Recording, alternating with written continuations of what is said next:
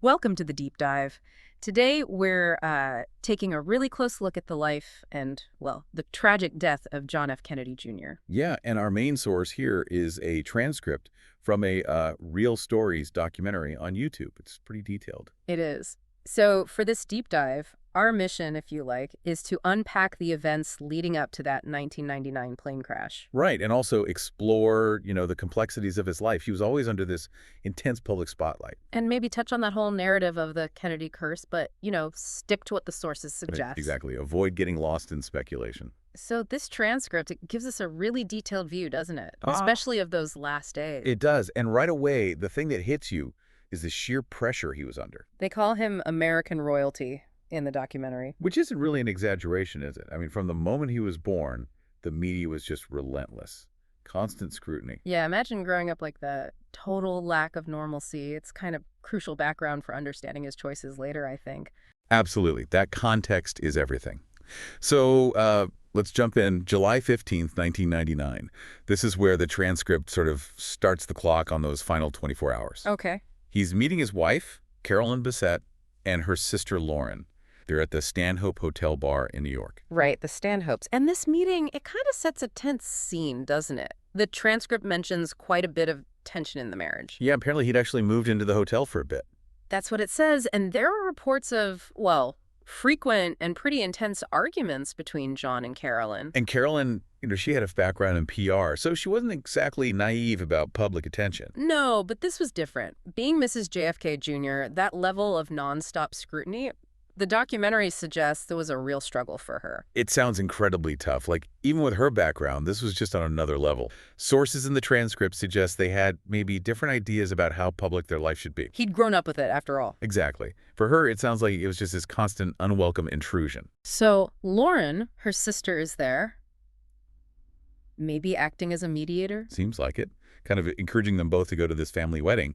John's cousin, Rory Kennedy, was getting married on Martha's Vineyard. And the idea was they'd fly there together. Right. And the transcript makes a point about how important these Kennedy gatherings were for John. Like a refuge, almost. Yeah, a place where he could, find some support, connect her family. They had been through so much together, hadn't they? They knew how to circle the wagons, so to speak. That makes sense. A deep connection there. Definitely. So, Carolyn, apparently she was a bit reluctant at first. But she agreed in the end to fly with him. Yeah. And the transcript notes pretty chillingly that they had just 23 hours left at that point. Wow. Knowing what happens next, yeah. It really is. But to get why that moment, that agreement to fly, is so significant, we probably need to step back a bit. Look at the life that led him there. Okay, yeah. His background. The documentary goes into his early life, obviously, son of President Kennedy. And that immediate, intense media fascination we mentioned, it started literally from birth. They talk about the enchanted childhood in the White House, Camelot. Yeah, and it wasn't just politics. The Kennedys really did shape American culture then. Lifestyle, who came to the White House. It had this almost fairy tale quality looking back. But a fairy tale with a very abrupt, tragic ending. Absolutely. November 1963, President Kennedy's assassination just shatters everything. And the detail that John himself said he didn't remember his father? Yeah, not even the salute at the funeral, which is probably the most famous image of him as a child. It's heartbreaking. The documentary kind of wonders if that image, seen by everyone, maybe drove him somehow to connect with a father he never knew. It's possible, isn't it? That lack of real memory must have been a huge void. And then the family moves to Georgetown, but the paparazzi just followed them. No escape. It's hard to even imagine that kind of intrusion day in, day out. So Jackie, his mother, she obviously wanted a father figure for him. That's why she married Aristotle Onassis, according to the transcript. Right, a controversial move at the time, but you can see the maternal instinct trying to provide some kind of shield. And then just a few years later, 1968, more tragedy. Robert Kennedy's assassination. John was only 7. He loses his uncle, his second father figure. God, it's just relentless. It really is. And this is when, as the documentary notes, that idea of the Kennedy curse really starts to take hold in the public mind. You can see why. So much loss so publicly. It inevitably fuels that kind of talk. But, we should probably be careful not to let that narrative overshadow the specific choices and circumstances in each case. Good point. It's easy to just say curse and stop looking. Exactly. So let's get back to John's last day, July 16th. The transcript brings us to his work life.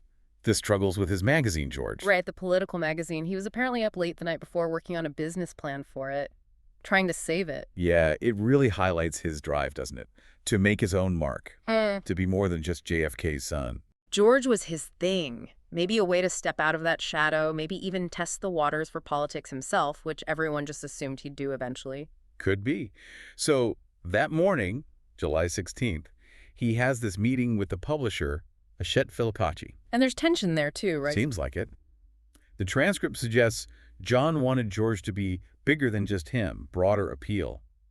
But the publishers, they seemed more focused on, well, leveraging the Kennedy name. Just capitalizing on a celebrity. And he was pushing back against that. One of the magazine judged on its own merits. Which says something about him, I think. A desire for genuine respect for his work. Absolutely. So the meeting ends, and he gets a temporary reprieve, basically buys himself some time for the magazine. Okay, but then the afternoon starts, and things begin to unravel a bit. The transcript calls them minor mistakes and delays. Yeah, a series of small things that just add up. He calls Essex Airport to get the plane fueled. Okay, standard.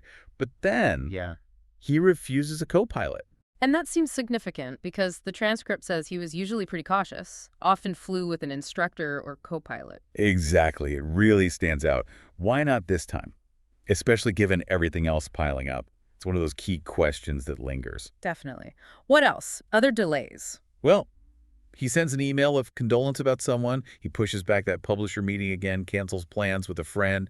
It just paints this picture of someone falling behind schedule. Maybe not realizing how much time these little things were eating up. Perhaps. And then there's a weather briefing. Ah, yes.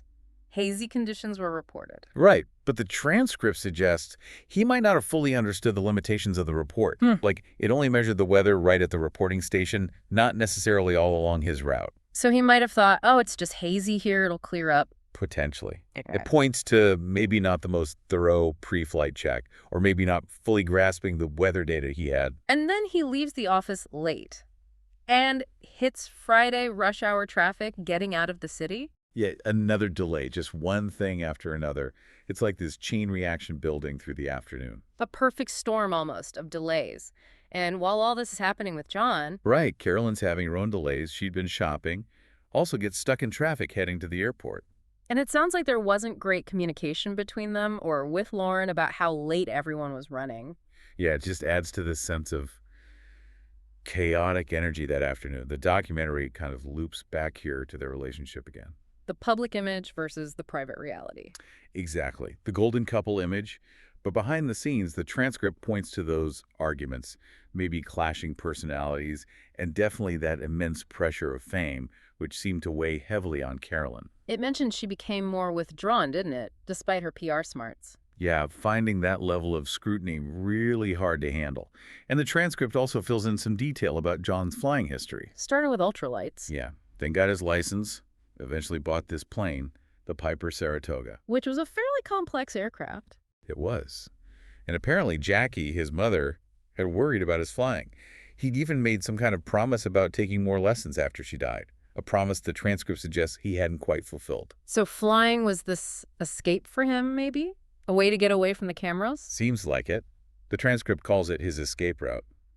But obviously it was also a source of worry for the family, given their history. Okay, so all these threads, the delays, the pressure, the weather, the plane, they all converge at Essex Airport late. Very late. Almost 3 hours behind schedule by the time they all get there. But his mood?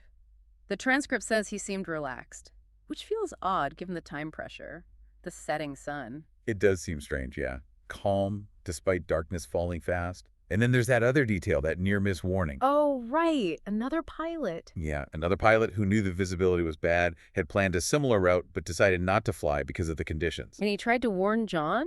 Tried to reach him, yeah, but couldn't get through. Just awful to think about. It really is. A missed connection that could have changed everything. So, John makes the decision. Fly anyway. Fly alone, despite, relatively limited experience in that specific plane, especially in those conditions. Seems like a really critical decision point. Absolutely. They finally take off at 8:35 p.m. Only about an hour of daylight left, max. He talks to air traffic control, acknowledges the haze. He does, yeah. But the key thing here, again, is his certification. VFR, Visual Flight Rules. Meaning he needed to be able to see where he was going. Pretty much. Yeah. And in thick haze, especially as night falls, you lose your visual references. He wasn't instrument rated, didn't have that advanced training to fly solely by instruments in zero visibility. And crucially, no flight plan filed. Right, which seems like a small thing, maybe, but it meant if they went missing, nobody would know right away or know where to start looking. It delays any search. And then the route. Instead of hugging the coast. He heads straight out over Rhode Island Sound, over open water. At night. In haze. Exactly. Once it got fully dark over that water, there'd be no horizon, no lights, nothing to orient yourself by. The transcript talks about spatial disorientation, losing your sense of up and down. Yeah, it's a known danger for pilots. Without visual cues, your inner ear can trick you. You feel like you're flying straight, but you might actually be banking or descending. Leading to the graveyard spiral. That's the term. You're in a turn, losing altitude, but you don't realize it or you try to correct the wrong way, making it worse. The transcript suggests this is likely what happened. A loss of control they couldn't recover from. Just tragic, the final moments. Devastating. And the aftermath, of course. The news breaks that the plane is missing. The huge search starts. And then the confirmation, finding the wreckage, their deaths confirmed. And the Kennedys gathering once again for another funeral. It's just heartbreaking. The documentary really reflects on the loss the potential John had. Yeah, what he might have gone on to do. Such a heavy sense of loss, not just for the family, but kind of for the country, too, in a way. It really was felt widely. So bringing it all together, this deep dive into the transcript highlights some key contributing factors, doesn't it? Yeah, get the possible background stress, marriage, business worries maybe. Then the very concrete things. Those significant delays piling up all afternoon. The weather assessment, perhaps not fully appreciating how bad the haze was or how widespread. His lack of instrument rating, meaning he wasn't really equipped for those conditions once visual cues were lost. And the decision to fly anyway, alone, at night, over water, without a flight plan, just a confluence of factors. And for you listening, it really makes you think, doesn't it, about the weight of living in the public eye like he did. Yeah, how that constant pressure might shape your choices, and also about pursuing passions like his love of flying, but balancing that with realistic risk assessment. And just how seemingly small things, delays, misjudgments can stack up with catastrophic consequences. And one final thought to leave you with. We talked about the Kennedy curse narrative. Does focusing on something like a curse maybe let us off the hook?